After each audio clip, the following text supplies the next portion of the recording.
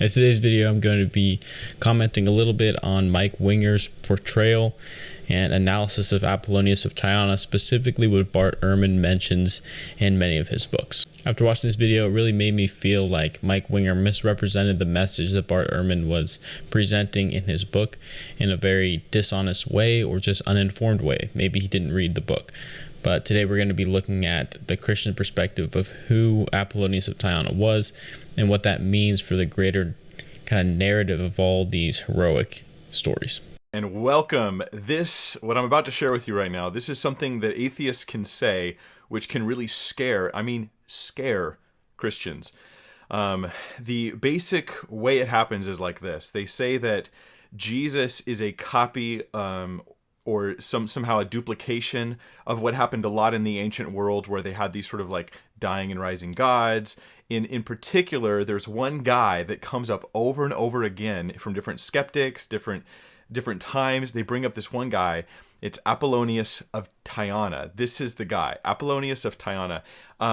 This is so effective, bringing up this historical guy to say he's a parallel to Jesus, and therefore Jesus is nothing special. Therefore, basically, stop believing in Jesus is the implication. It's so effective that Bart Ehrman, one of the well-known anti-Bible skeptics that's out there, he actually has put this forward about Apollonius of Tyana in multiple of his books, and he uses it opening his classes when he's introducing new students to the material he's going to teach. What I mean is, he uses this rhetoric that I'm about to share with you in order to undermine people's faith in the Word of God. I think this gives us a good opportunity to see how Mike Winger is presenting this information and how he's immediately showing his bias by saying that Bart Ehrman is undermining people's faith by presenting this information has a clear negative overtone to it. And I just want to point out that this is very common and even expected from people who are professional evangelicals. He's a pastor. He's paid to do this.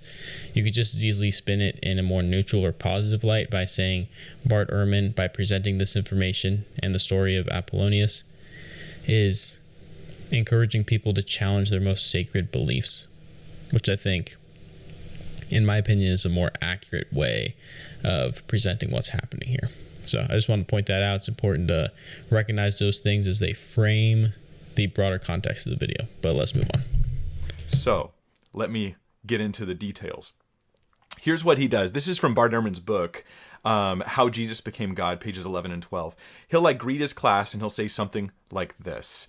He'll say, "Let me tell you a story of a man. This man, before he was born, his mother had a visitor from heaven who told her that her son would not be a mere mortal, but in fact would be a divine. His birth was accompanied by unusual divine signs in the heaven. As an adult, he left his home to engage in an itinerant preaching ministry. He gathered a number of followers around him who became convinced that he was no ordinary human, but that he was the Son of God. And he did miracles to confirm them in their beliefs. He could heal the sick, cast out demons, and raise the dead. At the end of his life, he aroused opposition among the ruling authorities of Rome and was put on trial. But they could not kill his soul. He ascended to heaven. And who is this man?" Bart Ehrman may say in his class, "Who is this man that I'm speaking of? Why, this man is obviously Apollonius of Tyana." And then the students in the class, they respond, or the believer who hears this says, "Wait a minute, how is it possible that there's another ancient character whose story so perfectly parallels Jesus? Like, is this just a thing where there's these characters, these individuals in history who all have the same story as Jesus?"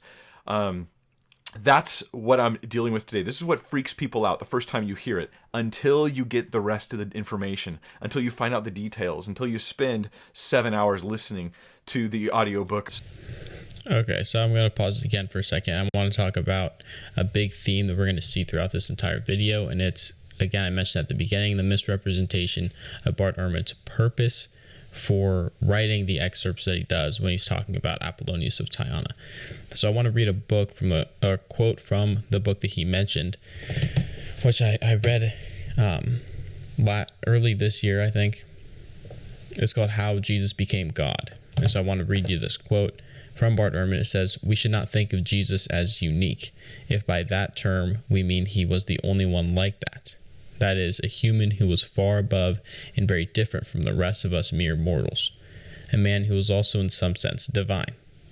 So, again, that's pertaining to the story of Apollonius of Tyana. Essentially, what he's trying to point out is that Jesus was not the only one claiming to be divine and having this radical story following him wherever he went.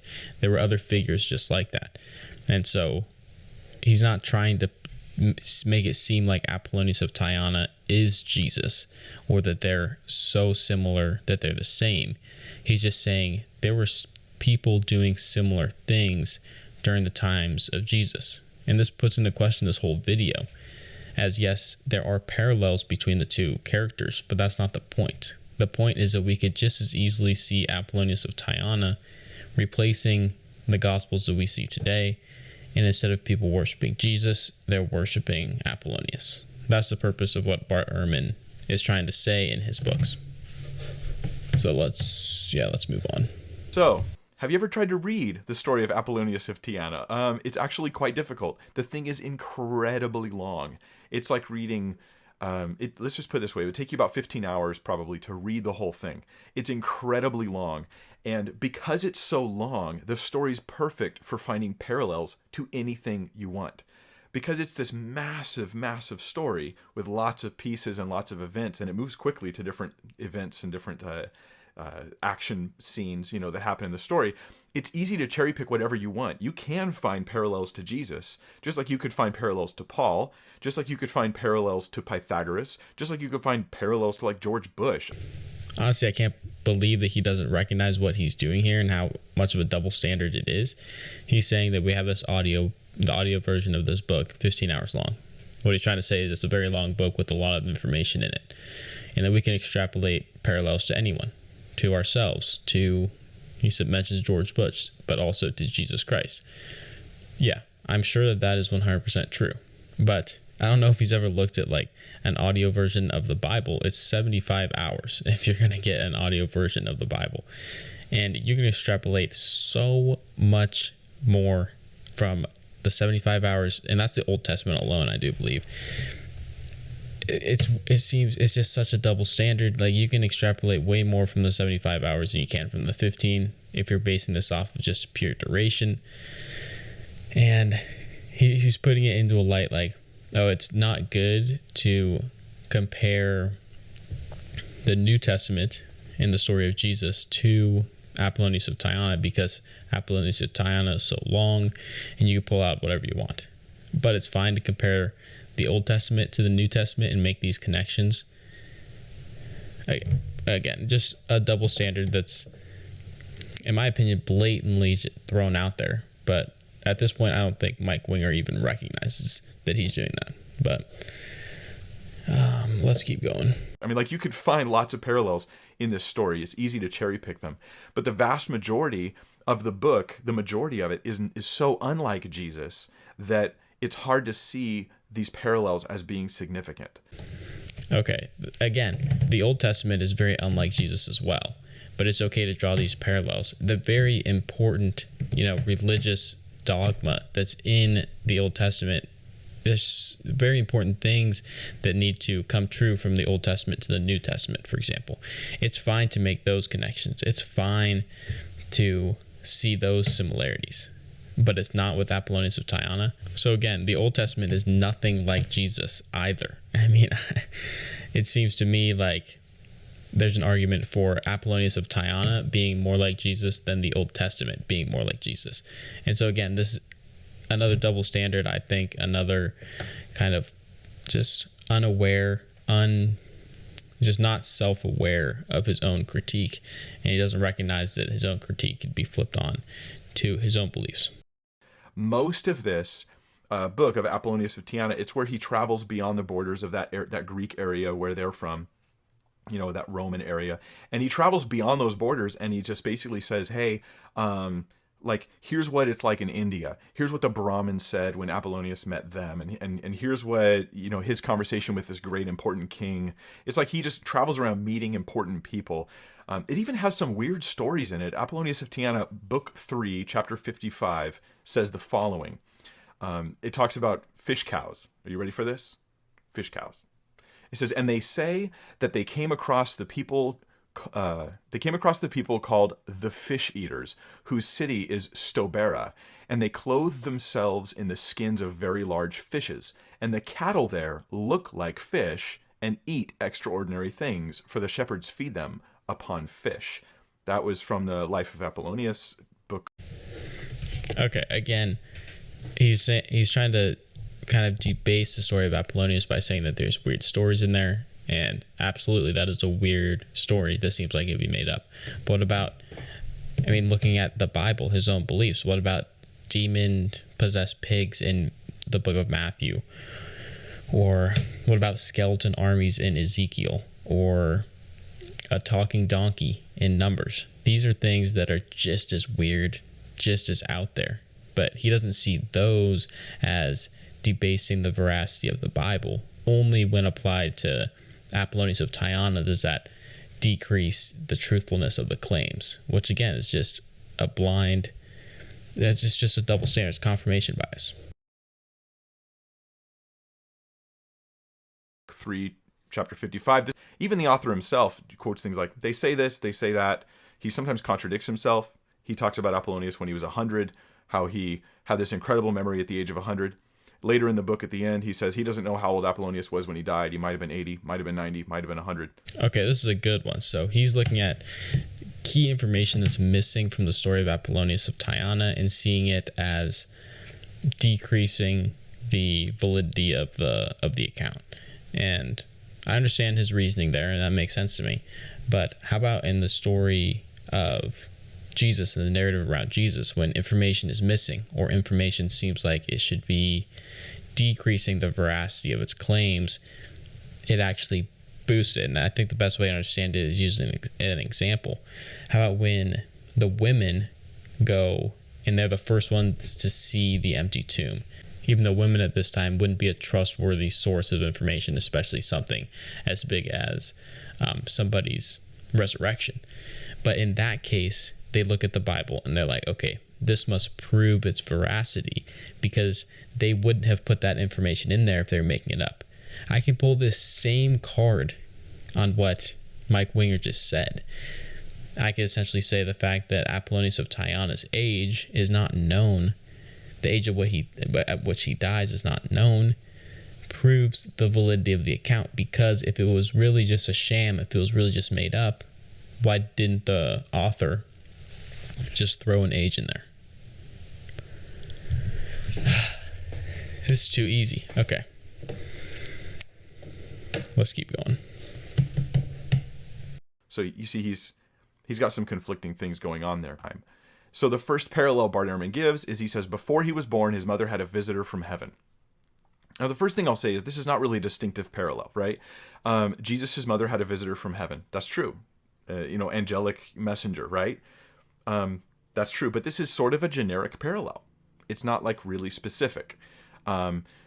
But the visitor in the story of Apollonius, you know the story of Jesus. So the story of Apollonius, the visitor is Proteus. Proteus actually is not from heaven. Proteus is a God character, but don't think in the Christian sense, capital G-O-D, right? But in the pagan sense. Okay, so now we have some more information there that I just want to touch on quickly. And this again makes me believe that he didn't actually read the book, How Jesus Became God, because it clearly, one of the main points of like the first, at least third of the book, is defining what it means to be divine. And divinity in that time period was something that one could acquire. So that is probably, in this case, Proteus's divinity, that you can acquire your divinity. And it's probably how Jesus became seen as a divine figure as well. But it's just another little piece of evidence that makes me think Mr. Winger didn't really look into the perspective that he's arguing against, which is really makes him seem unprepared and like he doesn't know what he's talking about. So next we're going to get into the virgin birth, which is also interesting parallel. But yeah, he'll go over it. He's a god, and Proteus is from Egypt, and he lives near the mouth of the Nile River. They claim Apollonius was born of a virgin. Well, let's read the actual text from the life of Apollonius of Tyana. And it says, Apollonius' home then was Tyana, a Greek city amidst a population of Cappadocians. His father was of the wait. His father was not a virgin birth, guys.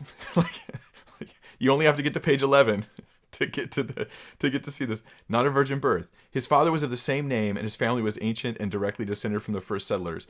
It excelled in wealth, the surrounding families, though the district was a rich one. So they were very wealthy. They were very well off. His family, his father was considered a person. So in the act, we only have one source really for the life of Apollonius, and it's this text we're reading right here. As we read on, it talks about his birth. It says, to his mother, just before, now he is said to have been born. Oh, I skipped one. There it is. And wait, maybe I want to make sure I get to do this right. Okay. So here's book one, chapter 5. It says, now he is said to have been born in a meadow, hard by which there has been now erected a sumptuous temple to him. And let us not pass by the manner of his birth. For just as the hour of his birth was approaching, his mother was warned in a dream to walk out into the meadow and pluck the flowers. Obviously, the phrase warned in a dream isn't... It almost sounds like we interpret it that when you phrase it that way. Joseph was warned in a dream to flee to Egypt, right? But obviously she's not warned like danger. She's just told to go literally pluck flowers in a meadow. So she's told to go pluck flowers in a meadow. And... in due course, she came there, and her maids attended to the flowers, scattering themselves over the meadow while she fell asleep, lying on the grass. Thereupon the swans, now here's the swans they spoke of in their video. The swans who fed in the meadow set up a dance around her as she slept, and lifting their wings, as they are wont to do, cried out aloud all at once. So they're flapping, and they make a loud noise, and it startles the woman, we'll see.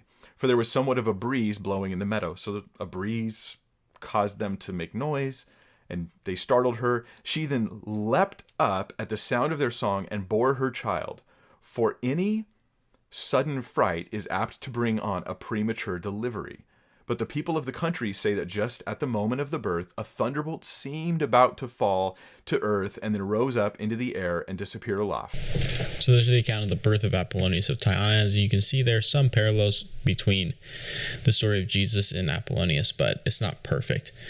But I do want to briefly mention, the virgin birth is something that, as Mike Winger will get into, is very unique and unique to Jesus, at least to the best of our knowledge. But it's also important to recognize virgin birth might not even be the correct interpretation of the text that we have. It might just be young woman. But I'll give him the fact, let's say the virgin birth, Jesus' virgin birth, is interpreted correctly, and that's what it means. I want to bring this back to the beginning of the video. You still have this element of, that's not the point. The point is not to make these perfect parallels between Apollonius of Tyana and Jesus in the Bible. The point is to show, and I want to kind of end this video with this, the point is to show that Apollonius of Tyana is similar enough to Jesus to enable us to recognize that Jesus wasn't as unique as we think he is. He wasn't the only person that had this magnificent story of essentially becoming divine. There were other people, just like Apollonius of Tyana. Again, I think this is another misrepresentation, and I'm disappointed in Mike Winger's video. And the gods thereby indicating, I think, the great distinction to which this sage was to attain, and hinted in advance how he should transcend all things upon earth and approach the gods, and signified all things that he would achieve.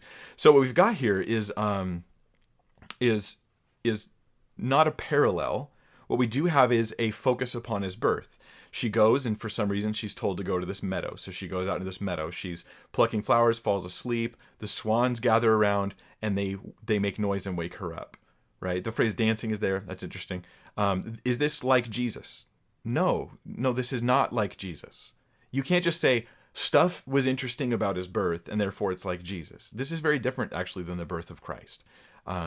Then we have a lightning bolt, which is to say a lightning bolt that looked like it was going to go down and it went up. We all have seen weird shaped lightning bolts, like they do odd things. Sometimes they look like they come from the ground up. Sometimes they look like they go from the sky down. Sometimes it's cloud to cloud. And that's supposed to be And all I'm saying here is, look, let's just be honest. This is just too vague. You cannot call this a parallel. Certainly can't call it a virgin birth. And this is where Bart Ehrman would agree with me. Bart Ehrman is actually on record saying, remember, he's anti-Bible, okay? This guy's on record saying that there are no parallels to the virginity of Mary upon the birth of Christ. I also do want to mention that Jesus' birth story is also kind of shrouded in some mystery. First of all, we have no record of a census occurring forcing Jesus and his family to move to Bethlehem or to go to Bethlehem for the census count. There's no evidence of that. Second, we do know in that culture that a woman who gets pregnant before getting married is seen as something absolutely terrible, giving Mary or any other person like this a motivation to claim that they still have their virginity even though they're pregnant. Again, these are important things when analyzing the story. And, these weird details that come up in Apollonius of Tyana's story are seen as just completely debunking, completely groundbreaking, and just ruins the story. But when we look at it at Jesus' story, these are just glossed over, like, oh, whatever. So that's all I really wanted to cover in today's video. I only covered the first 20 minutes of this live stream done by Mike Winger. I think the most interesting part is in the beginning. But if you want me to do the rest of the video, I can. If you like this style of this format where I'm more analyzing and commenting on somebody else's point of view, let me know. Thanks again for watching, and I will see you on the next video. I'm not sure what it's going to be yet, but peace out.